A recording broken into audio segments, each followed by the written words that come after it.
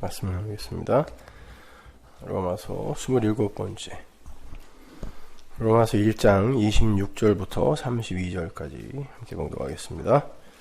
이를 인하여 하나님께서 저희를 부끄러운 욕심에 내버려 두셨으니 곧 저희 여인들도 순리대로 쓸 것을 바꾸어 영리로 쓰며 이와 같이 남자들도 순리대로 여인 쓰기를 버리고 서로 향하여 음욕이 부릴 듯하며 남자가 남자로 더불어 부끄러운 일을 행하여 저희의 그릇 때문에 상당한 보응을 그 자신에게 받았느니라.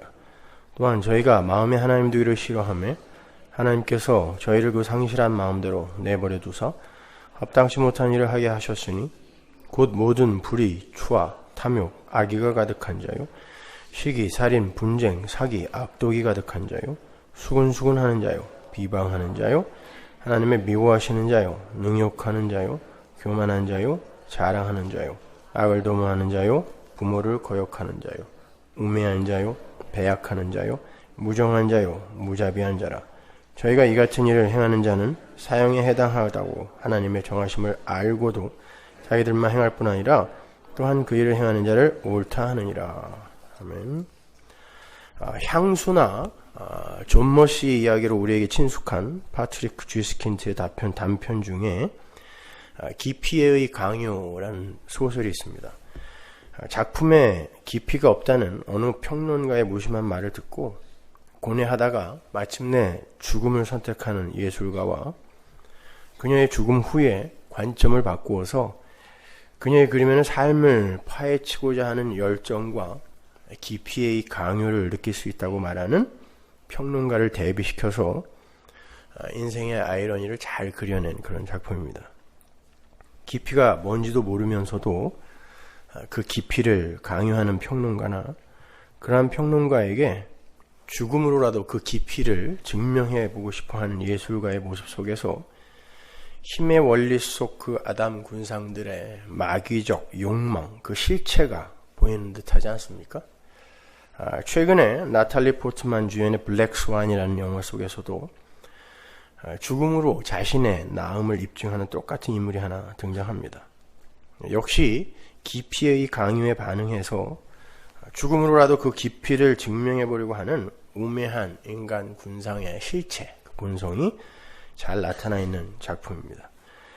그렇게 선악과를 따먹음으로 생겨버린 저 높은 곳으로만 향하여 올라가려 하는, 자기만을 자랑하려 하는 그러한 굴고성, 굴광성도 아니고 굴지성도 아니고 굴고성의 본성으로 서로를 향해 깊이를 강요하고 또 목숨을 걸고라도 그 깊이의 강요에 부응해서 자신의 깊이를 자랑하고자 일생을 고단하게 살고 있는 자들이 이 세상 아담들인 거죠.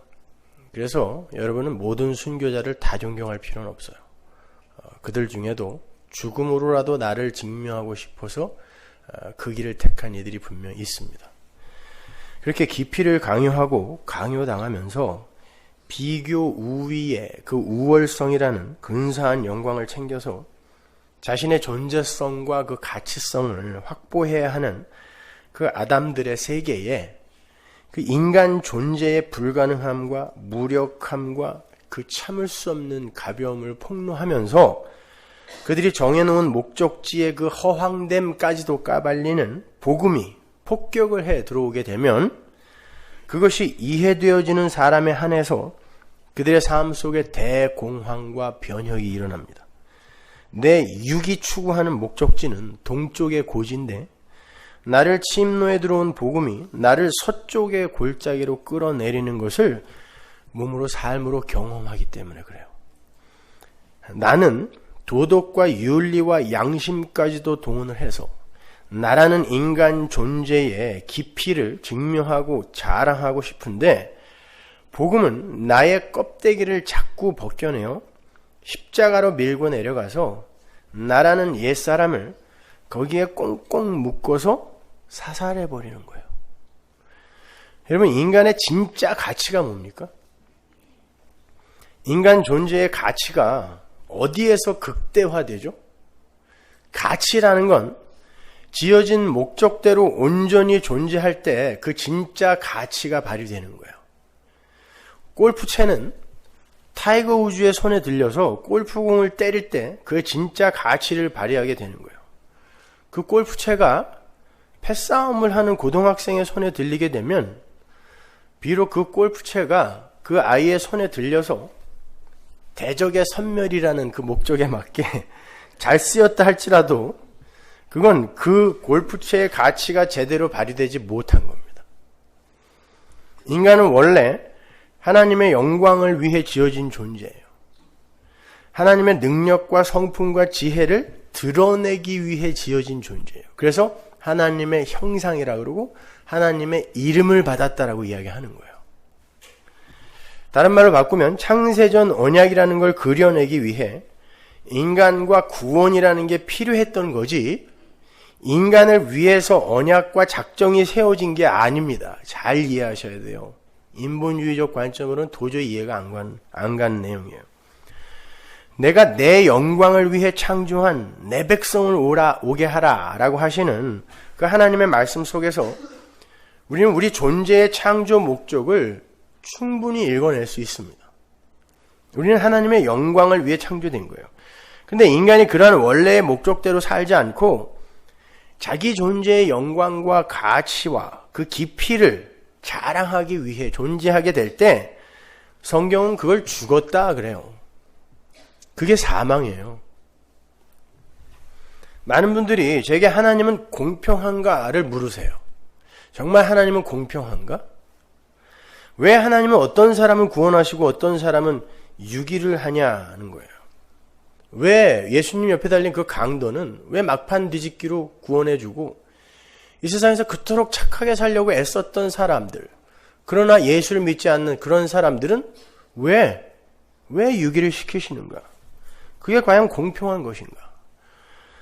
여러분, 인간의 구원은 아담이 저질러 놓은 죄의 문제를 하나님 측에서 급히 수습하는 차원의 그런 저급한 게 아니에요. 구원은 새 창조를 설명하기 위한 하나의 설명용 도구인 거지 우발적 상황에 대한 하나님의 수습책이 아니란 말입니다. 하나님이 상상도 못했던 어떤 일이 일어나는 바람에 아이고 이거 그냥 다 죽이면 안 되겠구나, 몇 명은 구원해내야지, 이런 수습책이 아니란 말입니다. 구원은 생각해보세요. 모든 존재가 흙, 즉 먼지로 지어졌다는 건 아담마, 더스트예요. 먼지로 지어졌다는 건 존재의 재질이 먼지에 있다는 거에 초점이 있는 게 아니에요. 여러분이 흙으로 먼지로 지어졌다라는 걸 정보를 주는 게 아니라니까요. 무였던 것들이 어떻게 유의 영역으로 들어오게 되었는가를 설명하기 위해서 아무것도 아님의 그 대표적 소재가 동원되어 쓰여지고 있는 거지 우리의 재질이 흙이에요, 여기에 초점이 있는 게 아니란 말입니다. 그렇게 아무것도 아님, 즉 사망의 상태에서 어떤 먼지들이 하나님의 손에 들려서 생기를 부여받게 되고 살아있음의 영역으로 들어오게 되는 거예요. 그걸 창조라 그래요. 그게 새 창조란 말입니다. 그게 산 거예요. 나머진 다 죽은 거예요. 그 죽은 것들의 영역을 dust, 땅의 영역, 그래서 지옥이라고 하는 거예요. 하나님과 관계없이 땅들이, dust, 흙들이 모여 사는 곳을 지옥이라 그런단 말입니다. 그렇게 하나님의 은혜, 하나님의 생기가 가입이 되지 않은 모든 존재는 비록 그 존재가 움직이고 생각하고 숨을 쉬고 있다 할지라도 죽은 거예요. 그걸 네페시 그러잖아요. 짐승들에게는 하나님의 생기가 들어가지 않았는데 움직인단 말입니다. 그리고 인간에게 하나님의 생기가 들어가기 전에도 이미 네페시였어요. 근데 거기에 생기가 들어가자 하이 네페시 하이아가 되는 거예요. 살아있는 네페시, 살아있는 존재가 되는 거란 말입니다. 그러니까 움직인다고 다 산 거 아니에요. 그러니까 이 세상에서 하나님과 관계없이 성령 받지 못한 세상 모든 존재는 네페시, 죽은 겁니다. 거기에 인간의 존엄성 은은하는 게 우스운 거란 말입니다, 여러분. 자, 그런 먼지, 흙, 거기에서 하나님이 몇 명을 들어 올려 생기를 부어서 이게 바로 내 나라 백성들의 창조의 메커니즘이며 존재의 양식이다를 선포하시는 걸 구원이라 그래요. 왜 누구는 구원하고 누구는 유기시키는가라는 질문은 모든 존재는 다 살아있는 귀한 존재인데 왜 누구는 사망으로 밀어넣느냐라는 인간 측에서의 불쾌함과 서운함이 담긴 질문이죠. 아닙니다. 하나님은 살아있는 존재들을 죽음으로 몰아넣으시는 게 아니라 죽어있는 것들 중에 얼마를 택해서 산자들의 울타리로 불러들이시는 거예요. 오해하지 마세요. 불공평이라뇨. 죽어있던 먼지가 하나님의 생기를 받아서 산 존재가 된다는 건 그 생기에 의해 장악되고 통치가 될 때 비로소 존재는 산 존재가 된다는 말이에요. 그렇게 하나님의 통치 아래에 존재하는 것들은 자기의 존재성과 주체성을 챙겨 가질 수가 없어요. 통치라는 것 자체가 장악이거든요. 다스림이란 말입니다. 그러한 모양으로 하나님은 은혜로 통치를 하시고 백성들은 하나님의 통치에 즐겁게 순응하는 곳을 하나님 나라라고 그래요. 거기가 바실레이아 통치, 하나님의 통치가 임하는 곳, 하나님 왕국이라고 하는 거예요. 그런데 이 세상 모든 아담들이 전부 자신의 가치와 영광과 깊이를 추구하고 쌓기 위해 살아요. 그거는 통치에 장악된 사람이 아니죠. 아예 날 때부터 그러한 목적으로 태어나요. 그러니까 이 세상 모든 인간들은 날 때부터 죽은 자로 태어나는 거죠. 그래서 사도 바울이 모든 존재를 죄와 허물로 죽은 자라고 선언을 해버리는 거예요. 죽었다. 죽었다. 하나님의 영광만을 위해서 살라고 하는 하나님의 통치에 순복하지 않고 이생의 자랑, 육신의 정욕, 안목의 정욕을 가지고 자신의 존재성과 주체성, 가치와 영광과 깊이를 챙기려 하는 모든 인간들은 다 죽은 거예요. 그래서 바울이 의인은 없나니 하나도 없다 그런 거예요. 의인이 산자거든요. 근데 의인은 없나니 하나도 없다는 건 무슨 말이에요?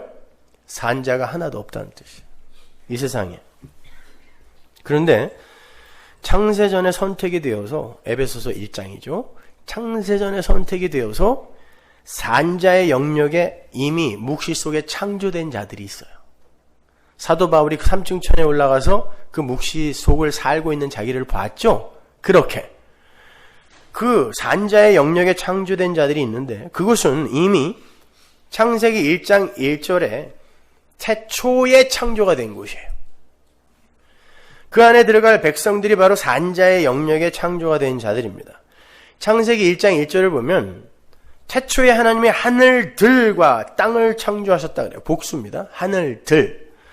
그 하늘들 안에 하나님의 백성들이 하나님과 함께 공존하게 되는 하나님 나라가 있는 거예요. 그래서 하늘들이에요. 가시적 하늘, 대기권의 하늘, 그리고 하나님 사시는 하나님 나라. 원래 그 하나님 나라는 필요 없죠. 하나님은 영이기 때문에 나라라는 영역이 필요 없는데 내가 육을 가진 어떤 존재들과 함께 살겠다라는 의지의 표현이에요. 나라가 만들어졌다라는 게. 그 하늘들 안에 하나님의 백성들이 하나님과 함께 공존하게 되는 하나님 나라가 있는 거예요. 그런데 2절부터는 하늘이 숨어버리죠. 태초에 하나님의 하늘들과 땅을, 천지를 창조하셨다 그래놓고 하늘의 이야기가 싹 숨어버려요. 2절부터 땅의 이야기만 펼쳐지는 거예요. 그것은 묵시 속에 완료가 된 하나님의 나라가 이 땅의 역사 속에서 인간의 이성의 수준에 맞게 다시 재설명이 되고 있음을 보여주는 겁니다.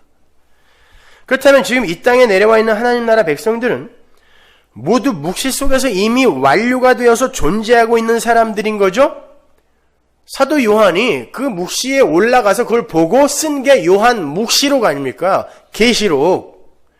거기에 24장로를 비롯해서 거룩한 성 새 예루살렘 수많은 허다한 무리 하나님 백성들이 교회가 천상의 교회가 이미 완료되어 있었잖아요.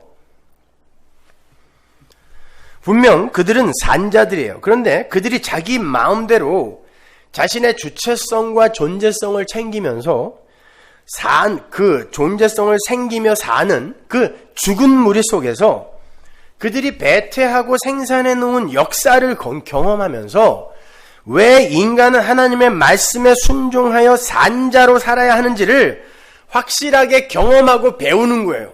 산자들이 죽은 자의 땅에 내려와서 죽은 자의 땅의 삶을 경험하며 왜 우리는 산자로 살아야 하는지, 그리고 어떻게 우리는 산자가 될 수 있는지를 확실히 배우고 다시 올라가 너 이제 선악과 먹지 마 그러면 안 먹을 수 있는 통치에 순복하는 자로 사는 곳을 하나님 나라라고 그래요. 그게 이 역사의 존재 이유예요. 단 하나. 다른 목적은 없어요. 그렇다면 이 세상 속으로 잠시 파견이 되는 하나님 나라 백성들이 어떤 모습으로 와야 돼요? 죽은 자의 모습으로 와야 돼요. 죽은 자들의 경우처럼 자신만을 위해 사는 자로 일단 온단 말입니다. 그래서 다윗도 그렇고 바울도 자신이 죄 중에 잉태됐고 모태 중에서도 죄인이었다는 고백을 하는 거예요. 산자인데. 그래서 이 땅에 와서 밧세바도 범하고 스데반도 때려 죽이고 이러면서 이게 죽은 자들의 세상이구나를 배우고 하나님 나라를 꽉 붙드는 거예요. 우리가 공부하고 있는 로마서 1장 말미에서는 그걸 정욕에 내버려 두다, 하고 싶은 대로 하며 살도록 죄에 넘겨주다, 파라디도미. 그게 버려두다라는 뜻이라 그랬죠? 방치가 아니에요. 하나님이 의지를 갖고 넘겨버린 거예요. 이 세상으로 넘겨버린 거란 말입니다. 그게 파라디돔이에요. 그렇게 되면 산자의 영역으로 창조가 된 하나님의 백성들이 죽음의 영역에서 사는 자들의 행사를 하며 살게 돼요. 근데 그들에게는 성령이 임합니다. 그때 그들에게 고민과 고통이 찾아와요. 모든 세상 사람들이 손에 손을 잡고 달려가는 방향이고 추구하는 목적지인데 이상하게 편치가 않게 되는 거예요. 그건 죄라는 것에 대한 깊은 자각에서 오는 겁니다. 죄가 얼마나 불편하고 고통스러운 것인지를 그들은 알게 돼요. 왜? 성령이 오셔서 죄에 대하여, 의에 대하여, 심판에 대하여 그들에게 책망을 하시거든요. 밝히 가르쳐 주신다는 뜻이에요. 책망이라는 것. 잘못 알고 있는 것들을 밝히 드러내어 가르쳐 준다는 뜻이잖아요. 거기에 하나님의 철장이 개입을 해요. 그리고는 당신 백성들 안에 그 죽은 자의 행사, 즉 자신의 주체성과 존재성과 가치와 영광과 깊이를 챙기기 위한 모든 시도와 노력을 부수는 거예요. 그래서 성경은 이 세상을 성도들의 무덤이라고 하는 거예요. 그것은 사망이라는 영원한 무덤 속에서 당신의 백성들을 건져내기 위한 하나님의 배려예요. 이 세상에서 죽은 자들의 세상이 무덤이라는 걸 보지 못한 자들은 영원한 무덤으로 들어가게 돼요. 그래서 성도들만 이 세상에서 이 세상의 실체가 무덤임을 알게 됩니다. 그래서 힘들어요. 그래서 시편 73편 같은 시편이, 아삽의 시편이 터져 나오는 거예요. 왜 저놈들은 저렇게 잘 사는데 하나님을 믿는 우리만 이 모양입니까? 이렇게. 성도는 이 땅에서 사망이라는 무덤을 먼저 경험함으로 해서 영원한 무덤의 공포스러운 현실을 자각하게 되는 거고, 거기에서 건져주신 하나님의 은혜를 찬송하는 자로 지어져 가게 되는 겁니다. 에스겔서 37장 12절 보세요. 그러므로 너는 대언하여 그들에게 이르기를 주 여호와의 말씀에 내 백성들아 내가 너희 무덤을 열고 너희로 거기서 나오게 하고 이스라엘 땅으로 들어가게 하리라. 내 백성들아 내가 너희 무덤을 열고 너희로 거기서 나오게 한즉 너희가 나를 여호와인 줄 알리라. 에스겔서에 특히 무덤이란 말이 많이 나오죠. 이스라엘이 나온 곳이 어디예요? 어디서 꺼내갔다는 거예요? 애굽, 바벨론 이런 곳. 그곳은 이스라엘이 늘 돌아가고 싶어 했던 곳이죠. 부추와 마늘, 고기 이런 것이 있는 곳이에요. 늘 돌아가고 싶어 했던 곳이고 늘 그리던 곳이에요. 힘의 세상입니다. 하나님은 그곳을 무덤이라고 하시고 그곳에 있는 자들을 포로라고 그래요. 그래서 애굽의 포로고 바벨론의 포로예요. 세계 최강국이었고 그들은 거기서도 편하게 살았습니다. 그러니까 돌아가고 싶다는 거예요. 하나님은 당신의 백성들을 그 죽은 자들의 세상에서 빼내셔서 산 자들을 만들어내시는 거예요. 그걸 구원이라 그래요. 근데 세상은 그 속에서 잘 되는 걸 살았다라고 하고, 그래서 부자들을 잘 산다 그러잖아요. 그게 진짜 잘 사는 거예요? 그걸 살았다고 하는데 거기서 빼내는 걸 살았다 그래요, 성경은요. 따라서 성도라는 사람들의 이 세상살이는 자기 존재성과 주체성과 가치와 깊이를 뺏기고 털리는 것으로 나타나게 되는 거예요. 그러니까 성도는 이 세상의 무덤이라는 자각과 함께 고통받고 그 무덤 속에서 자신의 욕망과 비전이 죽어가는 또 다른 무덤을 경험하게 되는 거예요. 쉬운 말로 성도는 이 땅에서 육의 죽음, 세상에서 죽어 무덤으로 들어가는 경험을 통해서 진짜 무덤에서 빠져나오는 것입니다. 마치 예수님께서 이 세상의 무덤됨을 폭로하시고 여기가 무덤이다. 내 백성아 거기서 나와라. 회개하라. 하나님 나라가 왔으니 그리로 들어가라. 마치 노아의 홍수 때에 노아가 외쳤던 그 이야기처럼 나와. 거기서 나와야 돼. 하나님 나라로 들어가야 돼. 그 말은 지금 있는 그 나라를 부정해버리는 거거든요. 그리고는 자신이 무덤으로 들어갔다니까요. 그러나 결국 사흘 만에 무덤을 파괴하고 무덤이 소화를 못하는 거예요. 사망이 소화를 못하는 거예요. 내뱉는 것입니다. 큰 물고기가 요나를 내뱉어버린 것처럼 사망이 무덤이 스올이 그를 잡아두지 못하는 거예요. 이게 생명인 거예요. 여러분이 그걸 경험하는 겁니다, 여러분. 성도가 바로 그러한 예수의 삶을 이 세상에서 사는 거예요. 그게 연합이에요. 그 모든 게 이스라엘의 절기 안에 다 들어가 있어요. 이스라엘의 절기는요, 봄절기와 여름절기, 그리고 가을절기와 안식으로 나눠져 있어요. 가을절기와 안식은 함께 묶여 있습니다. 7이거든요. 가을절기가 7월달이에요. 그래서 7과 안식이 묶여버려요. 봄절기는 여러분이 잘 아시는 것처럼 6월절, 무교절, 초실절이 있고요. 14, 15, 16입니다. 정월 14, 15, 16. 여름절기는 그로부터 50일 후인 오순절이죠. 77절, 맥추절이라고도 그래요. 그리고 가을절기로는 나팔절, 속죄일, 초막절이 있어요. 이거는 전부 승리의 절기예요. 나팔이 불려지고 모든 죄가 완전히 속죄가 되고 이제 초막, 하나님이 우리 안에 장막을 치신다 그러죠. 요한계시록에 보면. 그리고 하나님의 아들이 우리와 함께 우리 가운데 거하심에, 요한복음 1장에 그 거하심에가 장막을 치시다라는 뜻이라고 그랬죠. 그러니까 하나님이 우리를 장막으로 덮고 영원히 우리를 보호하시는 그 안식의 절기가 가을 절기란 말입니다. 그리고 이제 겨울의 안식으로 그게 쭉 이어지는 거거든요. 이 이스라엘의 7절기가 모두 1년 안에 들어있다라는 거, 그리고 그게 완전수 7이라는 거, 이건 이 이스라엘의 절기 안에 인류 역사 전체가 담겨있다는 뜻이에요. 그 안에 예수의 인생이 있고 교회의 인생이 들어있으며 역사의 시작과 끝이 담겨있어요. 역사의 시작과 끝은 여러분의 인생과 똑같아요. 정확하게. 그래서 인간들이 국가를 형성하고 국가가 망하고 이런 것들이요, 개인의 인격이 형성되고 파괴되고 하는 거랑 정확히 똑같아요. 그래서 사도 바울은 절기에 관해서 이렇게 명쾌하게 정의를 내려줍니다. 골로새서 2장 16절. 그러므로 먹고 마시는 것과 절기나 월삭이나 안식일을 인하여 누구든지 너희를 편론하지 못하게 하라. 이것들은 장래일의 그림자니나 몸은 그리스도의 것이니라. 누구예요? 절기가 다 뭘 가리키는 거다? 예수 그리스도를 가리키는 거예요. 전부 다. 따라서 이스라엘의 절기를 잘 살펴보면 그 속에서 예수를 발견할 수 있을 뿐만 아니라 그 예수 안에서 구원을 받은 우리 성도의 인생도 찾아낼 수가 있어요. 제가 지금 이 인생의 무덤, 역사가 무덤이라는 걸 설명하기 위해서 이 절기를 끌고 들어온 거예요. 그러니까 여러분은 용한 점쟁이나 예언자 같은 사람들을 찾아갈 필요가 없어요. 이 안에 다 들어있습니다. 간단하게 말하면 여러분의 인생은 고난받다 죽음 끝, 다른 거 없어요. 그리고 하늘에서 삶. 뭘 더 알고 싶으세요? 내년에 동쪽에서 귀인이 나타나는 거? 출애굽기 3장에 보면 하나님께서 이스라엘을 가리켜서 내 장자, 하나님의 장자는 예수잖아요. 이스라엘의 인생 속에 아들의 인생을 담으시겠다는 뜻이에요. 그래서 내 장자라고 하는 거예요.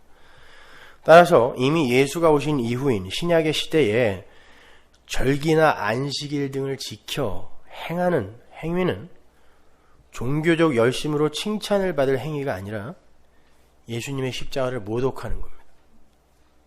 여러분이 사순절을 통하여 금식을 하고 부활절날 계란 삶고 하는 거 다 예수님의 십자가 모독하는 거예요. 갈라디아서 4장 10절 보세요. 너희가 날과 달과 절기와 해를 삼가 지키니 내가 너희를 위하여 수고한 것이 헛될까 두려워하노라. 예수님의 십자가를 헛되게 만드는 거예요. 그런 걸 또다시 율법을 또다시 끌어당겨 지키는 것입니다. 그런 면에서 우리가 지금도 성탄절이나 부활절 등을 마치 무슨 큰 명절인 양 절기화하여 지키는 건 어떤 면에서는 예수님의 십자가를 모독하는 행위인 거예요. 그러니까 중들도 막 성탄절 축하하고 그러는 거예요. 모독당하는 거예요. 예수님은 타종교인들에게 그렇게 탄생을 축하받을 존재가 아닙니다. 심판하러 오신 분인데 어떻게 그들이 축하를 해요? 몰라도 한참 모르는 거지.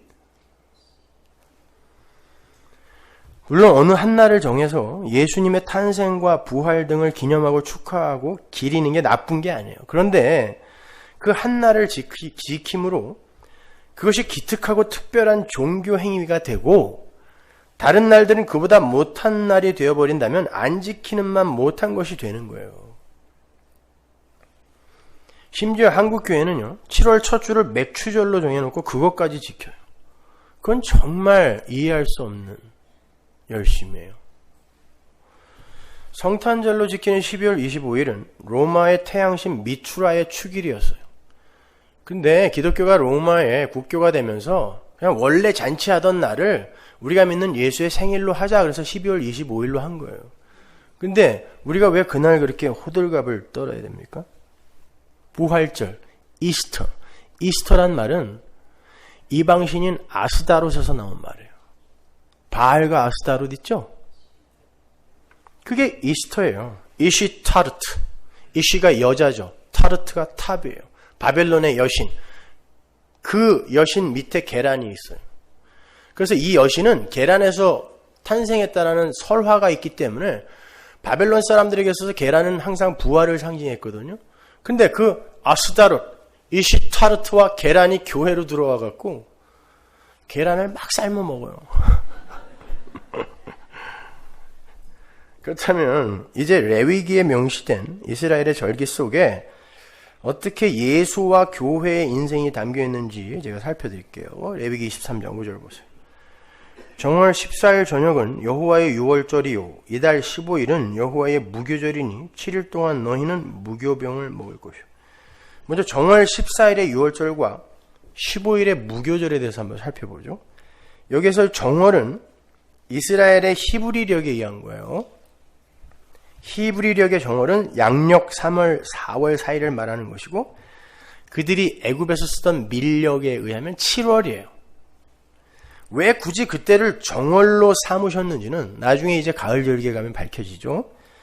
아무튼 이스라엘의 달력은 이 유월절 때문에 바뀌게 된 거예요. 이 유월절 때문에 이 달이 첫 달이 되는 거야 라고 하셨으니까. 그러니까 유월절이 얼마나 중요한 건지 아시겠죠? 출애굽기 12장 1절 보세요.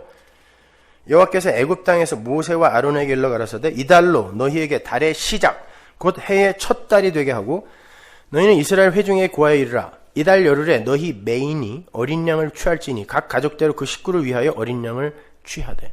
이게 당시 애굽에서 살던 이스라엘에게 7월이었거든요. 밀력으로. 근데 이달을 1월로 하라 그런 거예요. 하나님이요. 1월로.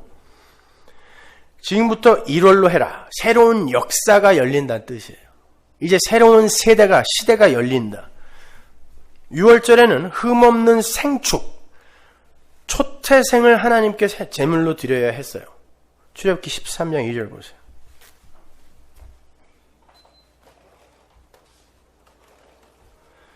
이스라엘 자손 중에 사람이나 짐승이나 물어나고 초태생은 다 거룩히 구별하여 내게 돌리라. 이는 내 것이니라 하시니라. 모세가 백성에게 이르되 너희는 애굽에서 곧 종되었던 집에서 나온 그날을 기념하여 유교병을 먹지 말라. 여호와께서 그 손의 권능으로 너희를 그곳에서 인도하여 내셨음이니라. 유월절 당일날 어린 양을 잡는 건 기본이었고요. 근데 나중에 예수님이 그 떡으로 바꾸시죠. 유월절 만찬을 먹으면서 예수님의 마지막 유월절 때 그걸 떡으로 바꾸세요. 그 떡은 누구? 예수잖아요. 그죠? 이게 내 몸이다 그랬으니까. 그 유월절의 양이 예수라는 건 우리는 이미 다 알아요.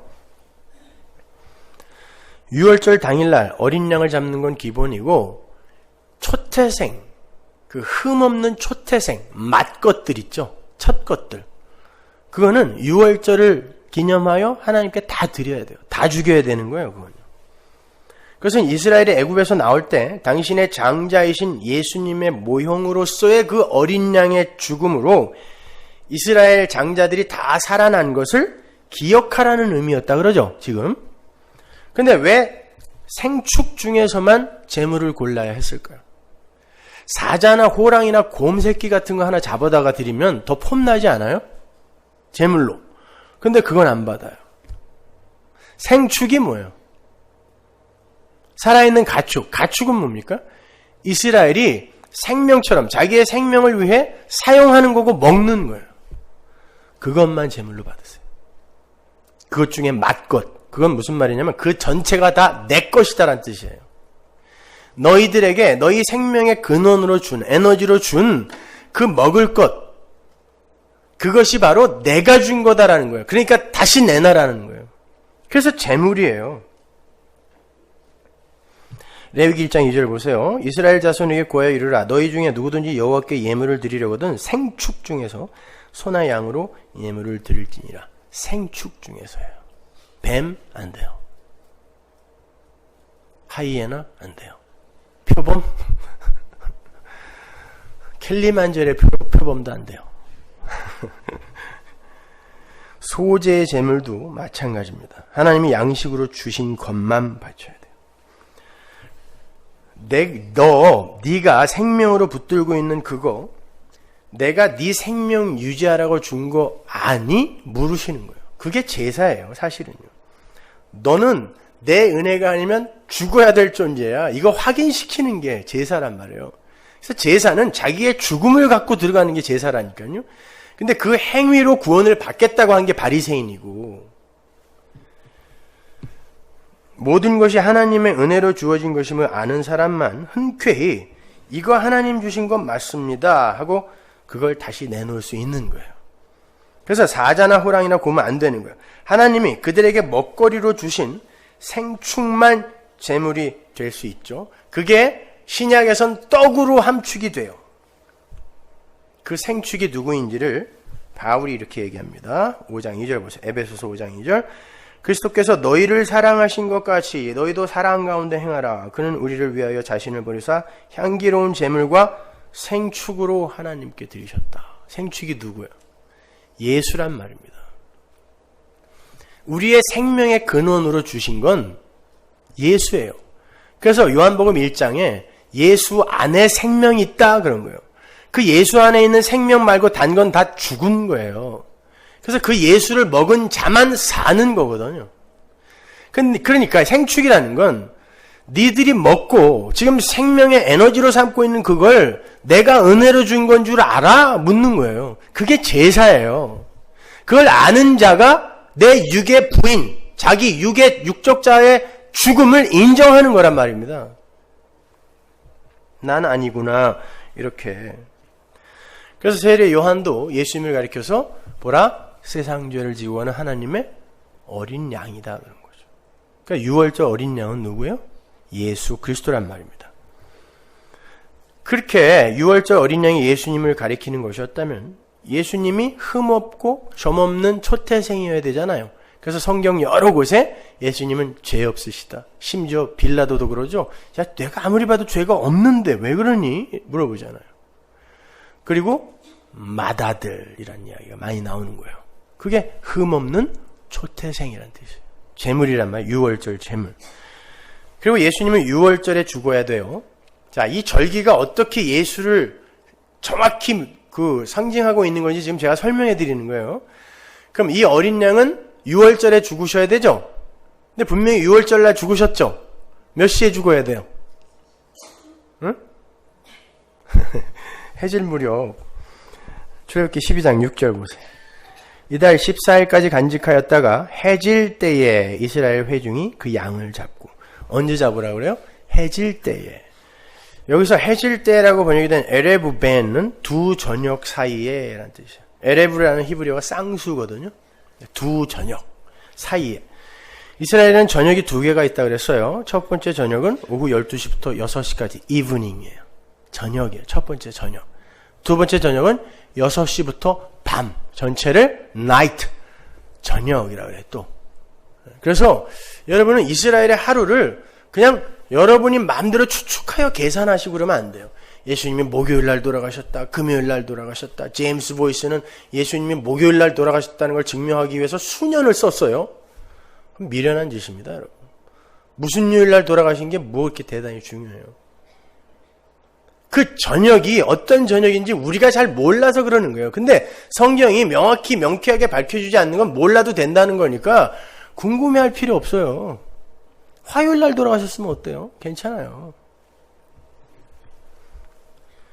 자, 첫 번째 저녁은 오후 12시부터 6시까지고 두 번째 저녁이 6시부터라면 두 저녁 사이 그러면 정확히 가운데 얼마? 3시. 예수님 몇 시에 돌아가셨어요? 9시에 달리셔서 12시부터 3시까지 흑암이 임하고 3시에 테텔레스타이 다 이루었다 하고 끝. 이 테텔레스타이 다 이루었다라는 단어는 창세기 2장 1절에서 똑같이 나왔던 단어예요. 천지와 만물이 다 이루었다 라는 말이 나오죠. 2장 1절에서. 그 이야기가 지금 예수님의 생애에서 이제 실체화하여 드러나는 거예요. 그러니까 첫 창조는 예수님의 새 창조를 그림으로 설명한 거예요. 유치원 수준의 애들한테요.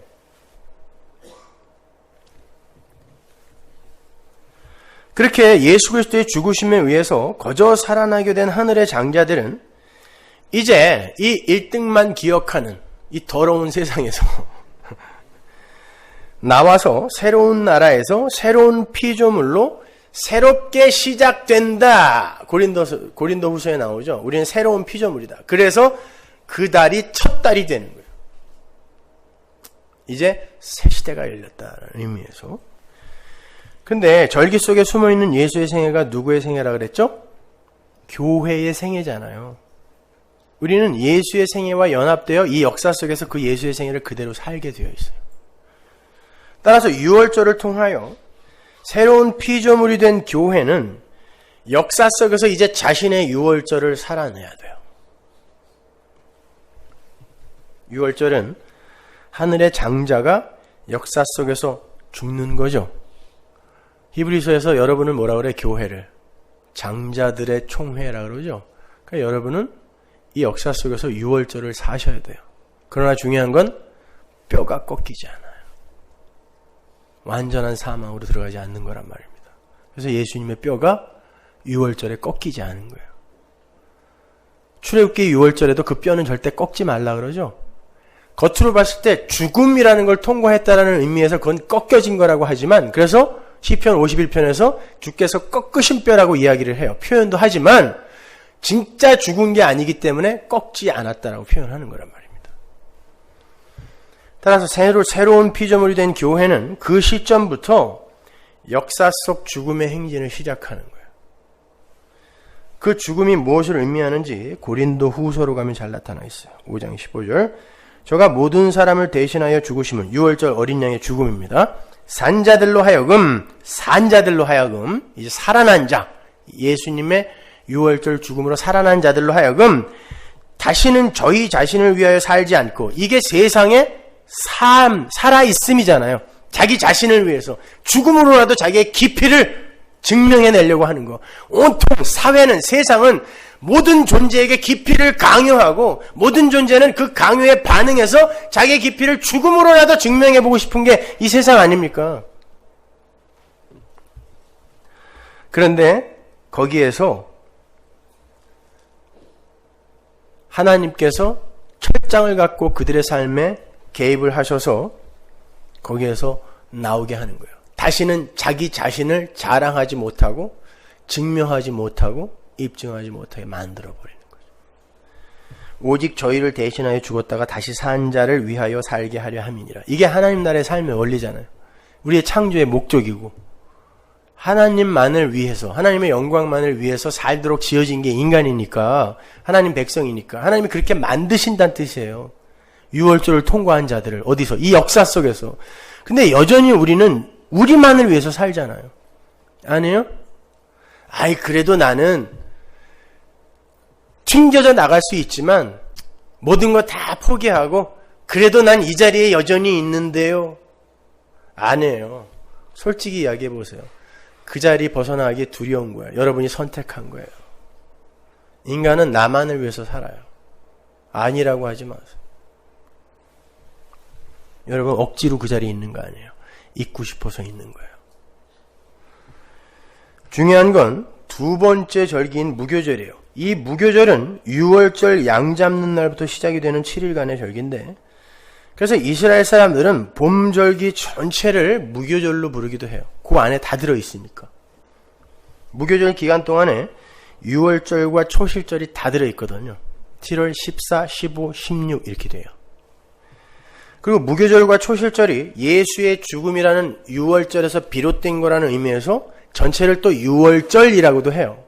그래서 유월절부터 며칠, 초실절부터 며칠, 무교절부터 며칠 이런 건 사실 별 의미가 없어요. 어떤 걸 지칭하는지 모르기 때문에. 이 무교절이라는 말은 히브리어로 하크, 함마사트예요.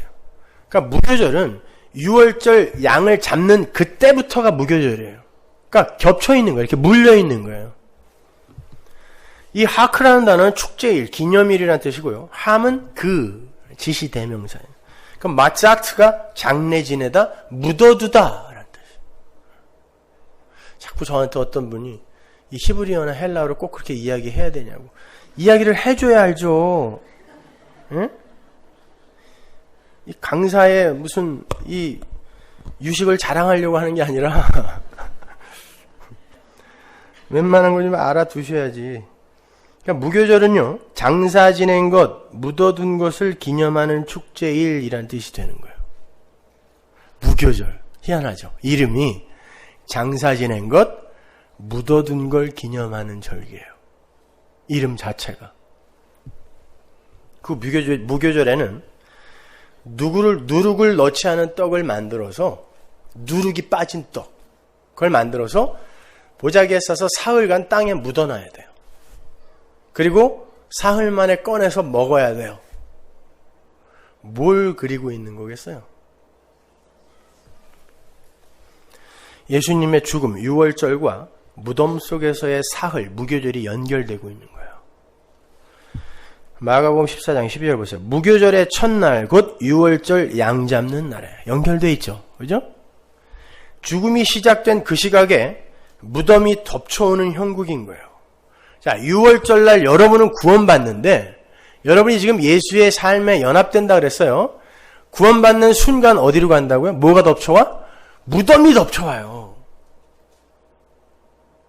그래서 이 세상을 무덤이라고 하는 거예요, 에스겔서가. 그래서 성경을 보면요, 무교절의 그 무교병을 죽음의 떡, 고난의 떡이라고 이렇게 이야기를 해요. 신명기 16장 3절 보세요. 유교병을 그것과 아울러 먹지 말고 7일 동안은 무교병 곧 고난의 떡을 그것과 아울러 먹으라. 이는 내가 애굽 땅에서 급속히 나왔음이니 이같이 행하여 너의 평생에 항상 네가 애굽 땅에서 나온 날을 기억할 것이니라. 애굽 땅에서 나온 날이 뭐예요? 나도 죽었어야 됐는데 어린 양의 피, 그 공로로 거저 산 거다. 이거 기억하라는 뜻이에요. 그게 무교병이에요. 그러니까 나는 거저 산 거지, 내가 율법 지키고 도덕적이고 윤리적인 인간이 되어서 종교행위를 열심히 해서 그리스도인 된 거 아니구나 알고 가는 게 이 역사 속 무덤이라니까요. 그러니까 자존심 하나로, 폼생폼사, 이 자존심 하나로 살려고 하는 이 아담처럼 된 인간들이 너 아니야 라고 부인을 당해버리는 게 무덤이에요. 죽음이란 말입니다, 그것이. 그래서 이 역사를, 인생을 무덤이라고 하는 거예요. 무교병은요, 이스라엘의 6월절 저녁에 애굽의 장자들이 다 죽을 때 급히 애굽에서 나오느라고 시간이 없어서 누룩을 넣어서 발효를 못 시켰어요. 그냥 누룩 없이 밀가루만 반죽해서 만든 그 맛없는 떡 있잖아요. 우리 매달 첫째 주에 먹는 그 떡. 맛없죠, 그거요. 그걸 지금 기념을 하는 거란 말입니다. 그러니까 무교병은 이스라엘이 나도 거기서 죽었어야 하는 자인데 하나님의 은혜로 이렇게 살아났다라는 것을 기억하는 떡이에요. 그래서 그 무교절 안에 홍해 사건이 들어가 있는 거예요. 6월절 날 급히 무교병을 먹고 무교병 반죽을 갖고 나왔어요. 나왔더니 그때부터가 이제 무교절 기간이죠. 그 기간 가운데 홍해 사건이 딱 들어가 있는 거예요. 뭐예요 그게? 넌 죽었다. 넌 죽었다.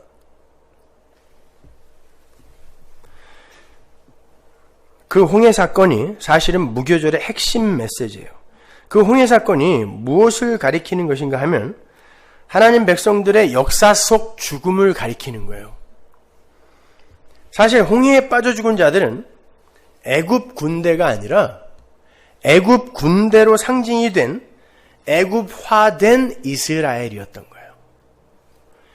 조금 자세하게 제가 설명해 드릴게요. 하나님은 이스라엘을 애굽에서 빼내면서 무교절을 지키라고 말씀하시면서 그때 이스라엘을 군대라고 부르세요. 조금 있다가 애굽 군대가 다 죽을 거거든요. 근데 그때 이스라엘을 군대라고 부르세요. 출애굽기 12장 17절 보십시오. 너희는 무교절을 지켜라. 이날에 내가 너희 군대를 애굽 땅에서 인도하여 내었습니다. 그러므로 너희가 영원한 규례를 삼아 이 날을 대대로 지킬지니라. 이 날이 무교절이죠. 홍해. 군대라고 한단 말이에요. 무교절은 무교병을 사흘간 땅에 묻어두었다가 먹는 절기라 그랬어요. 그건 이스라엘의 역사 속 무덤 경험을 이야기하는 거라 그랬습니다. 그 무교절 가운데 홍해 사건이 있으니까 이 홍해는 우리가 무덤 속에 들어있는 자 만네오를 경험하게 해주는 거죠. 그러면 거기서 무슨 일이 일어나야 돼요? 성도의 살해 사건이 일어나는 거예요. 역사 동안에. 그래서 바울이 나는 날마다 죽노라 라고 이야기한 거예요. 인생 내내.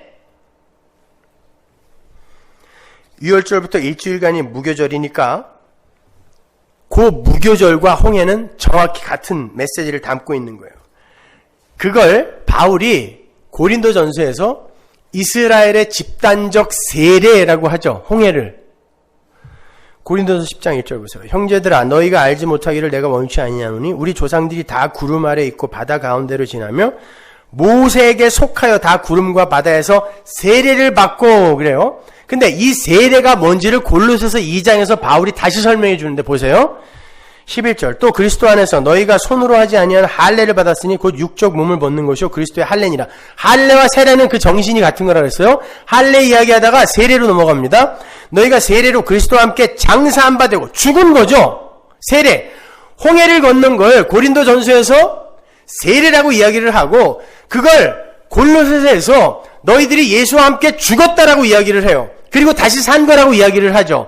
그러니까 고린도전서에서 그들이 모세에게 속하여 구름과 바다에서 세례를 받았다는 건 예수 안에 속하여 홍해에 빠져 죽고 다시 살아났다는 의미잖아요.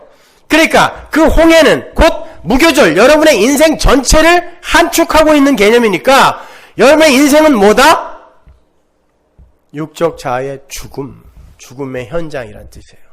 예수 안에서 죽는 거예요. 예수 안에서 죽는다라는 건 예수만 믿는 자로 바뀌어 간다는 뜻이에요. 나를 안 믿는 거예요. 예수 믿는다는 그 의미 자체가 나에 대한 신뢰를 다 내려놓는 게 예수 믿는 거니까.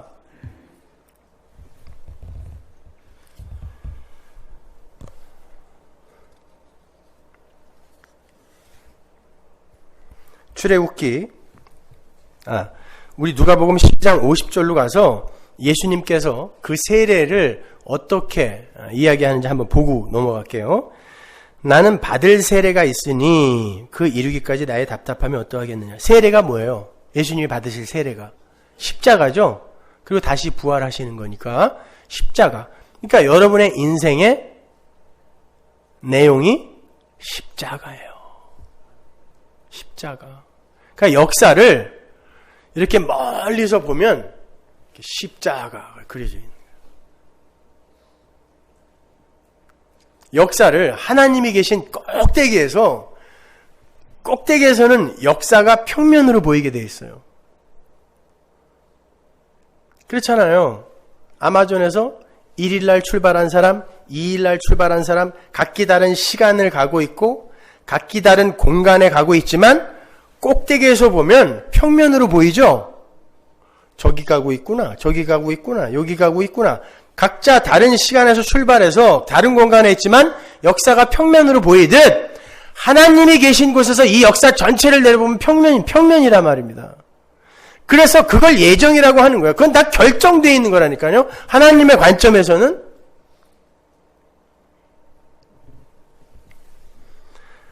그러니까 여러분은 이 십자가라는 역사 속에서 이게 진짜 십자가구나. 십자가에 의해 우리는 살아난 거고 그걸 알아먹기 위해 역사라는 십자가를 우리가 살아야 하는구나를 배우면 되는 거예요. 다른 거 없어요. 그렇다면 이스라엘이 6월절에 출애굽을 해서 무교절에 걷는 홍해 사건은 정확하게 이스라엘의 애굽의 수치를 물러가게 한 사건이라는 것을 우리가 이제 알게 된 거죠. 생각해 보세요. 이스라엘이 왜 애굽으로 들어갔어요? 지들이 자원해서 들어갔어요? 하나님이 넣었잖아요. 왜 넣었어요? 아브라함에게 약속했으니까 넣은 거 아니에요. 창세전 언약 때문에 여러분이 역사 속으로 던져진 거라니까요. 이 애굽으로. 그리고는 하나님은 그 언약을 신실히 수행하는 분이다라는 걸 증명하기 위해 출애굽도 있는 거고 어린 양도 필요한 거고 이런 거란 말입니다.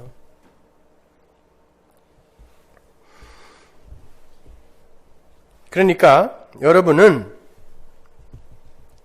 이 홍해를 건너시면서 하나님께서 지금 나를 죽여가시는 게 맞는 거구나. 그리고 그게 하나님이 의도하신 거구나. 파라디돔이 넘겨주신 게 맞는 거구나 하고 수긍하셔야 돼요. 그리고 그냥 살아있으셔야 돼요. 출애굽기 13장 17절 보세요.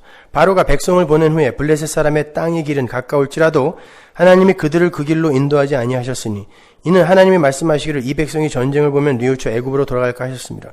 그러므로 하나님이 홍해의 광야길로 돌려 백성을 인도하시며 누가 홍해로 보낸 거예요? 지름길 놔두고 하나님이요. 전지전능하신 분이 시간과 공간의 제약을 받지 않는 곳에서 뭘 생각하셨으면 이미 완료됐는데 지름길이 있는데 천국에다 안 넣고 광야로 돌려 홍해를 건너게 하여 천국으로 넣으신단 말입니다. 하나님이 넘기신 거예요. 파라디돔이. 왜?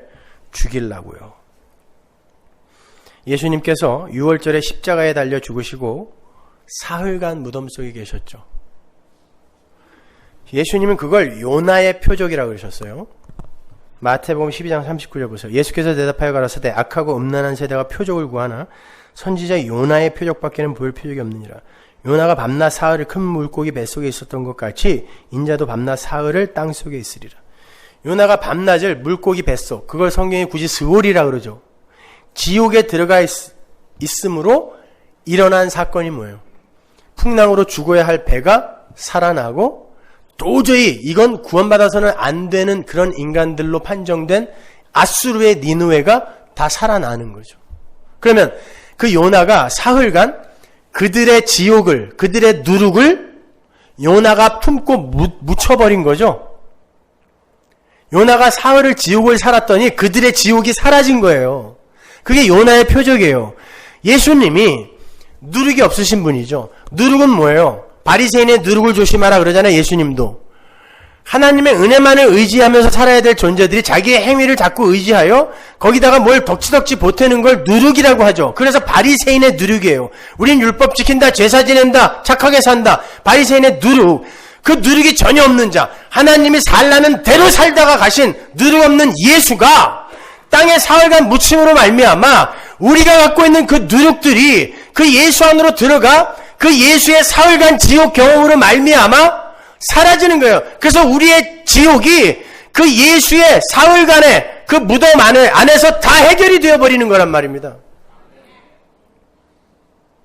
그러면 여러분이 이 역사, 이 무덤 속에서 그 사흘이라는 이 무덤이라는 이 역사를 살 때 여러분이 그 무덤 속에서 뭘 봐야 되냐고요. 그 누룩이 뭔지를 정확히 볼 수 있어야 돼요.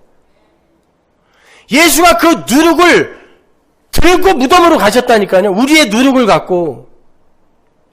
그래놓고는 그걸 다 해결하고 누룩 없는 진짜 하늘의 떡이 되어서 사흘 만에 나오시더니 우리의 입으로 들어오신 거예요.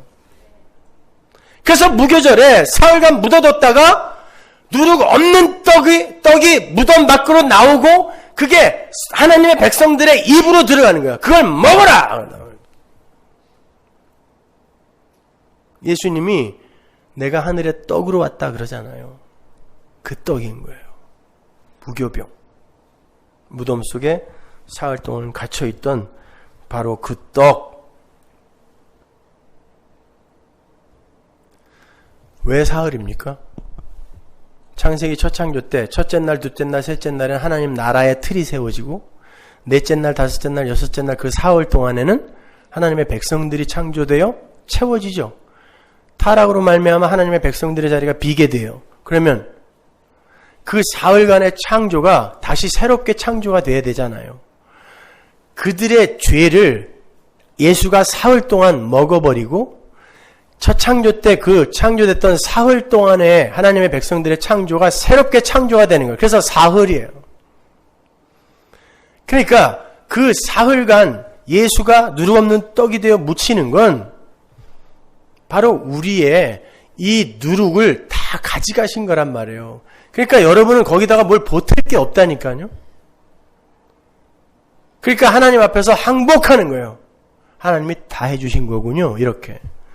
거기에서 하나님 나라의 백성다운 자의 지향성이라는 게 나오는 거란 말입니다. 그게 진짜 열매란 말이에요. 열심히 해서 뭔가 내가 다른 사람과 다르다는 걸 증명해 보겠다. 이게 아니란 말입니다, 여러분.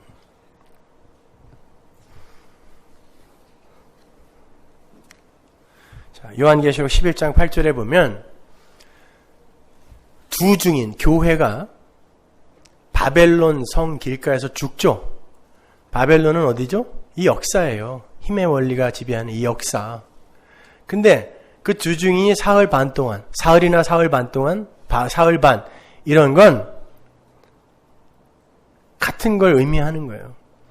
역사 내내 누워 있어요. 죽어서. 그런데 사흘 반 후에 생기가 들어와서 그들이 살아나죠. 그러면 여러분이 새로운 몸을 입고 살아날 때까지 여러분은 이 세상에서 어떻게 산다는 거예요? 시체로 산다는 뜻이에요. 세상은 여러분을 막 조롱하고 잔치 벌리면서 예수 믿는다더니 꼴 좋다. 야, 예수 믿는다더니 넌 아직도 그런 도덕관을 갖고 있니? 너는 예수 믿는다더니 어떻게 병이 그렇게 걸렸어? 넌 예수 믿으면서도 왜 그렇게 쫄딱 망해? 수시로. 여러분은 이런 조롱을 반드시 듣게 돼 있어요. 누가 예수 믿으면 그런 게 해결된다 그래요? 천만의 말씀입니다.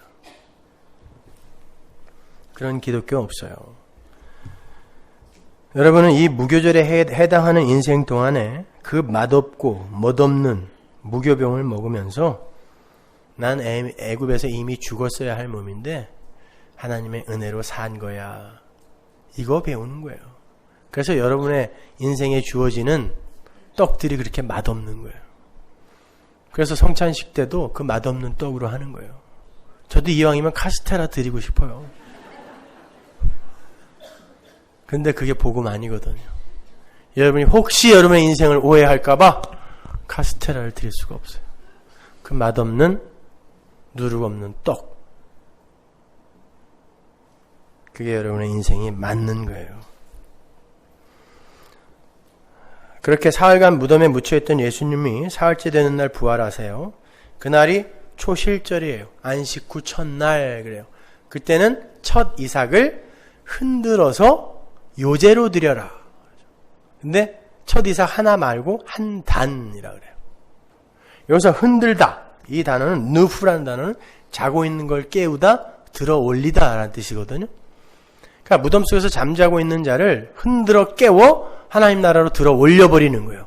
그게 누프, 흔들어 깨우다. 그래서 요제를 드리는 거예요. 흔들어 드리는 제사예요. 깨워서 들어 올리는 제사. 근데 한 단이에요. 예수님이 성경 여러 곳에서 첫 열매, 맏아들, 첫 것 이렇게 묘사가 되죠. 이 초실절에 그 첫 것, 첫 이삭이라는 뜻이에요. 예수님이. 그런데 하나가 아니라 한 단으로 드리라 그래요.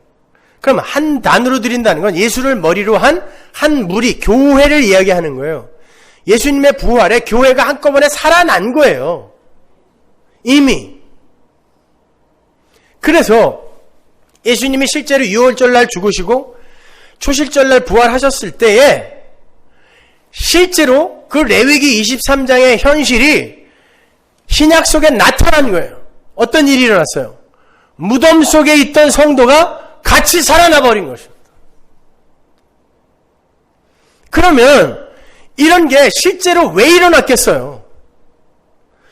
성경에 약속된 여러분의 인생 그리고 약속된 하나님 나라가 분명히 역사 속에서 여러분에게 온다라는 걸 보여주는 거예요. 그래서 하나님이 일부러 무덤까지 여시는 겁니다.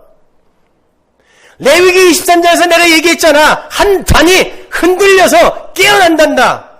그러면 내 아들만 살아나면 안 되니까 무덤이 열려 내 아들이 무덤에서 나온 것처럼 무덤 속에서 내 백성들이 같이 살아날 거라 보여주는 거예요. 마태복음 27장 52절 보세요. 무덤들이 열리며 자던 성도의 몸이 많이 일어나되 예수의 부활 후에 저희가 무덤에서 나와서 거룩한 성에 들어가 많은 사람에게 보이니라. 300년 전에 죽은 할아버지가 손자를 찾아와서 밥 남은 거 있니? 물어보는 거예요. 성도만 살아나요. 하나님은 이렇게 자연의 법칙까지 거스르면서 교회를 교훈하시는 분이에요. 여러분은 그렇게 대우를 받고 계신 분들이라니까요. 하나님께.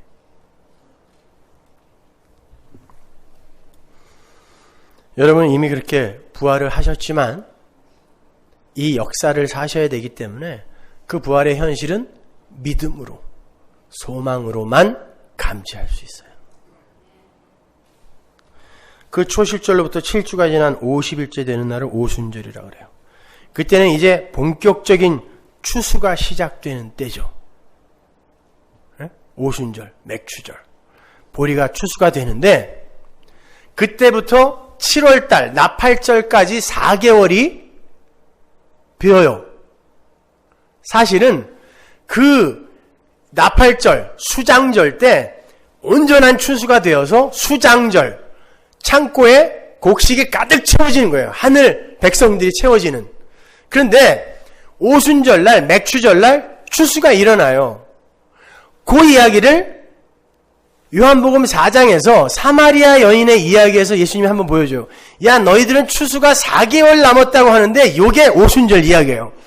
4개월 남았다고 하는데 나는 지금 여기서 추수했다. 그러죠. 그리고는 제자들이 먹을 거 갖고 와서 식사하세요 그랬더니 나는 추수해서 먹었다 그런다고요. 내 양식은 따로 있다고 그러잖아요. 그게 사마리아 여인이었어요.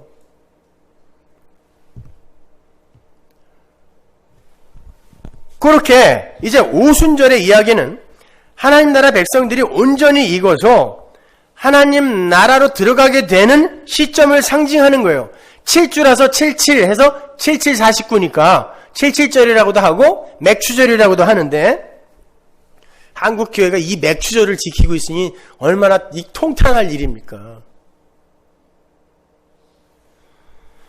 이스라엘이 유월절 어린 양의 피의 공로로 출애굽을 한 후 50일째 된 날, 첫 번째 오순절이죠. 그러니까 유월절도 첫 번째 유월절이니까 첫 번째 오순절 날 어디에 도착해요? 시내산에 도착합니다.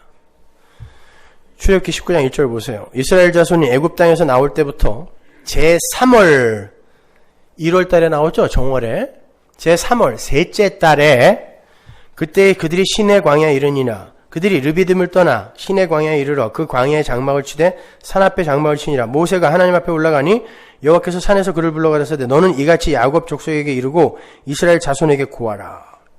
자, 세 번째 달에 시내산에 시내 광야에 도착했어요. 근데 하나님이 뭐라 그러는지 그 밑으로 한번 가보실까요? 10절. 여호와께서 모세에게 이르시되 너는 백성에게로 가서 오늘과 내일 그들을 성결케 하며 그들로 옷을 빨고 예비하여 제3일을 기다리게 하라. 이는 제3일에 나 여호와가 온 백성의 목전에 시내 산에 강림할 것임이니. 15절 보세요.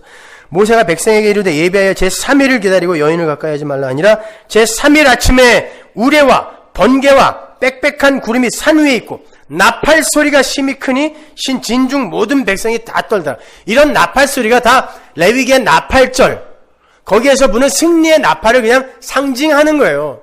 뭐 트럼펫을 부실까 색스폰을 부실까 이런 거 걱정하지 마세요. 마찬가지예요. 여기도 지금 소리가 나오고 바람이 나오고 별게 다 나와요. 어디서 많이 본 거죠 이거요.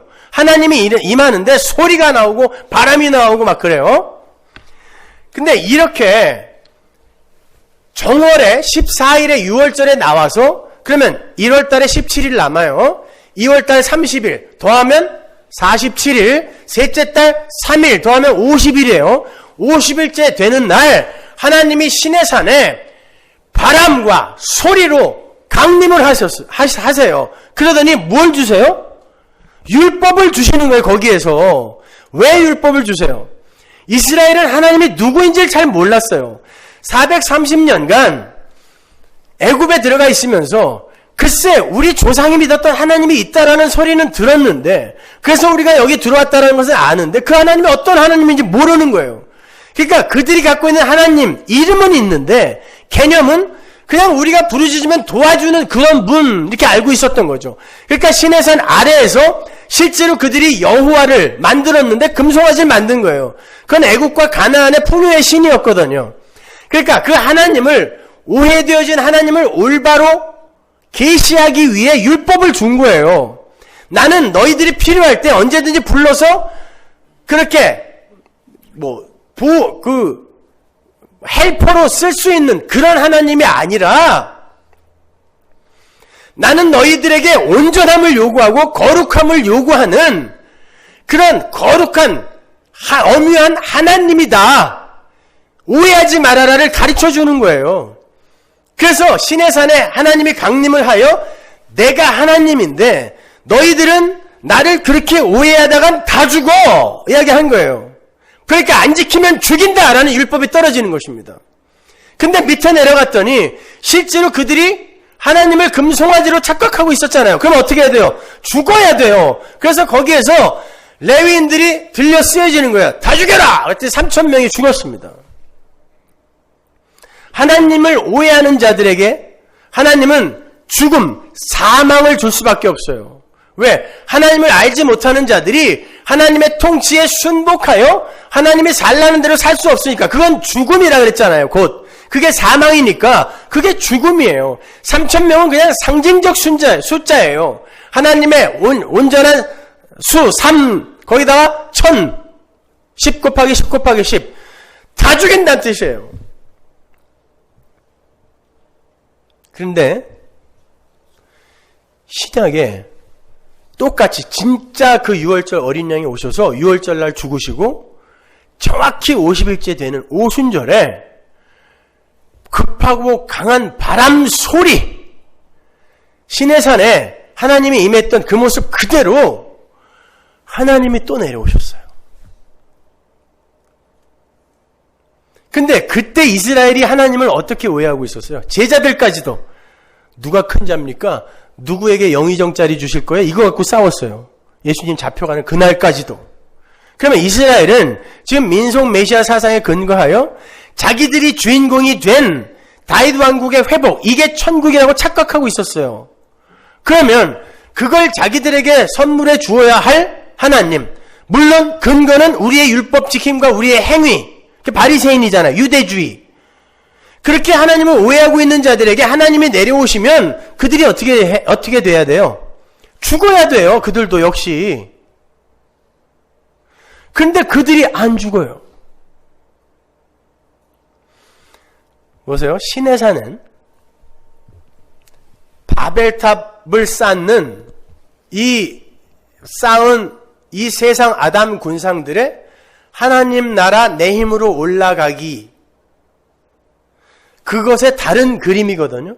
그러니까 율법을 지켜 나는 올라가겠다. 이게 신의 산이란 말이에요. 그 바벨탑, 그건 인간들이 우리가 하나님께 올라가자였죠. 그건 안 된다 해서 하나님이 내려와서 저주해버린 거잖아요. 그런데 오순절 날에는 하나님이 불의 혀가 되어서 급하고 강한 바람으로 하나님 나라를 갖고 내려오신 거죠. 하나님 나라는 인간들이 치고 올라가는 곳이 아니라 하나님이 갖고 내려오시는 곳이라는 뜻이에요. 그래서 급하고 강한 바람 소리가 있고 불의 혀가 오자 그들의 입에서 뭔가가 터져 나왔어요. 한번 보세요. 사도행전 2장 1절 보세요. 오순절 날이 이미 이름에 저희가 다 같이 한 곳에 모였더니 호련히 하늘로부터 급하고 강한 바람 소리가 있어 저희 앉은 온 집에 가득하며 불의 혀같이 갈라지는 것이 저희에게 보여 각 사람 위에 임하여 있더니 저희가 다 성령의 충만함을 받고 성령이 말하게 하심을 따라 다른 방언으로 말하기를 시작하니라. 6월절날 예수님께서 돌아가시고 무교절 동안 무덤 속에 계시다가 초실절날 부활하신 다음에 오순절날 성령으로 다시 오시는 거예요. 구약 때 같으면 이 사람들이 다 죽어야 맞는데 안 죽고 무슨 말을 하는데 여기에서 쓰인 불의 혀, 글로사라는 단어인데요. 이 단어가 그 뒤에 방언이라는 단어하고 똑같은 단어예요. 물론 여기서는 foreign language예요.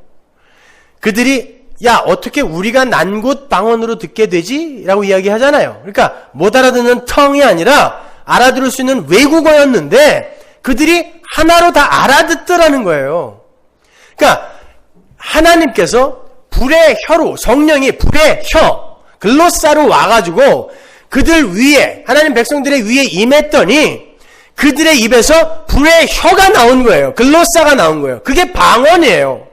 근데 그 불의 혀, 글로사, 성령이 이 땅에 오셔서 말씀하시는 게 뭐예요? 요한복음 15장 26절 보세요. 내가 아버지께로서 너희에게 보낼 보혜사 곧 아버지께로서 나오시는 진리의 성령이 오실 때 그가 나를 증거할 거요. 불의 혀는, 성령의 혀는 이 땅에 내려와서 예수만 이야기를 해요. 그리고 예수에 의해서 해결될 죄와 의와 심판에 대해서 이야기하는 거예요. 그랬더니 이 불의 혀가 그들에게 임하니까 그들이 예수 이야기를 하기 시작했어요. 근데 거기에 있는 회중이, 교회가 그걸 다 알아듣기 시작했어요. 그 중에 대표로 베드로가 예수 이야기를 했더니 3,000명이 살아 올라오더라는 것입니다. 똑같이 다 죽어야 할 자들인데 예수가 그 안에 들어가니까 죽어야 할 자들이 살아서 올라오는 거예요. 사도행전 2장 38절 베드로가 가로되 너희가 회개하여 각각 예수 그리스도의 이름으로 세례를 받고 죄 사함을 얻으라. 그리하면 성령을 선물로 받으리니 이 약속은 너희와 너희 자녀와 모든 먼데 사람 곧 주 우리 하나님이 얼마든지 부르시는 자들에게 하신 것이라 하고 또 여러 말로 확증하며 권하여 가로되 너희가 이 패역한 세대에서 구원을 받으라 하니 그 말을 받는 사람들은 세례를 받으며 이날에 제자의 수가 3,000이나 더하더라. 세례 계속 나오죠. 세례가 뭐예요? 죽는 거예요. 니들이 아니라 예수가 너희 살린 거야. 이걸 믿는 거. 그래서 나는 아니군요 하고 역사 속에서 내가 죽는 걸 세례라 그래요. 그 세례를 받아야 니들 살아 했더니 그들이 그 예수를 받아들였다는 뜻이죠. 그러니까 세례를 받은 거 아니에요. 맞아, 우린 예수 안에서 이렇게 죽고 살아야 사는 거지 우리의 힘으로 사는 거 아니야 했더니 살아난 겁니다. 똑같은 인간인데 믿음이 들어가니까 사는 거예요. 뭘 잘해서가 아니에요.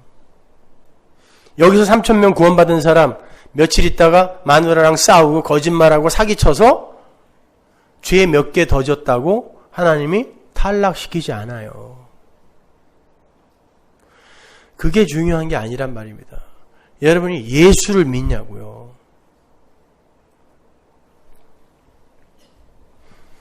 내가 예수 앞에서 부인되어지고 쪼개지는 현실. 그래서 이 세상이 성도의 무덤인 거예요. 무덤. 여러분이 그렇게 밀려 내려가고 있냐고요. 근데 왜 이렇게 자랑이 많아요, 교회 안에. 끝까지 성경 몇 가지 더 한다고 말이죠. 아닌 거예요. 죽는 거라니까요. 무덤이라니까요. 우리가 성경을 알면 뭘 얼마나 안다고 남들을 그렇게 함부로 평가하고 폄하하고 그럽니까?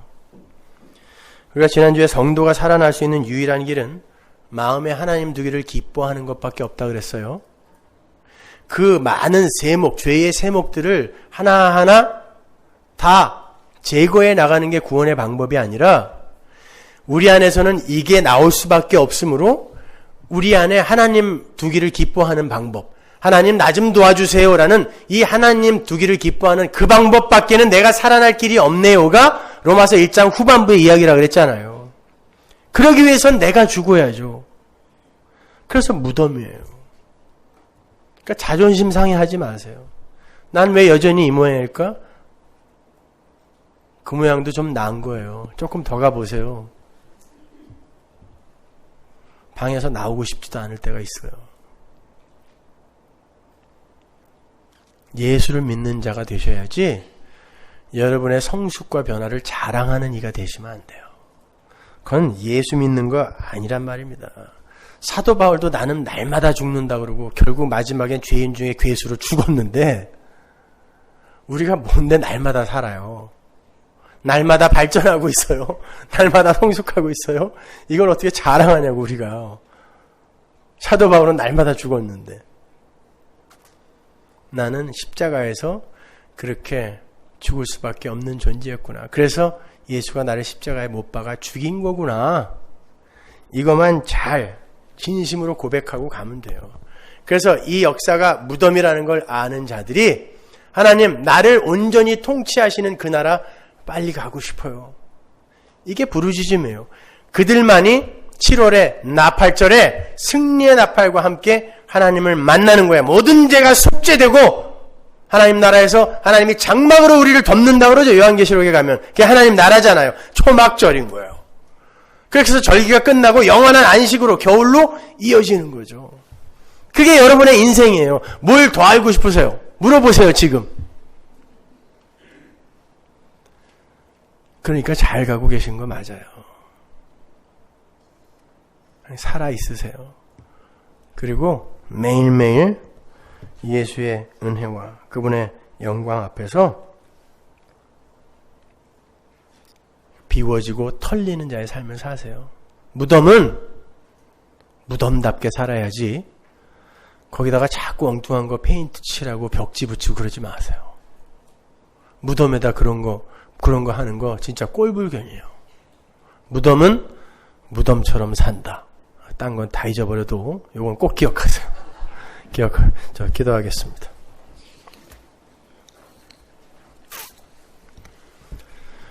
하나님, 은혜를 감사합니다. 아버지 하나님, 이 세상이 무덤이라는데 그것을 가지고 행복해하는 이들이 있습니다. 그들이 성령 받은 자 아니겠습니까? 하나님, 그렇게 세상과는 다른 세계관과 가치관으로 다른 방향을 바라보며 다른 길로 걸어가고 있는 그들의 삶에 아버지의 위로와 아버지의 그 격려가 함께 하기를 간절히 기도합니다. 하나님, 가끔은 숨 쉴 수 있는 그러한 틈을 허락하시고 그 속에서 하늘 소망 바라보며 다시 심기일전하여 또 그 분투의 길을 가는 그런 우리 성도들 다 되게 하여 주옵소서. 예수님 이름으로 기도합니다. 아멘.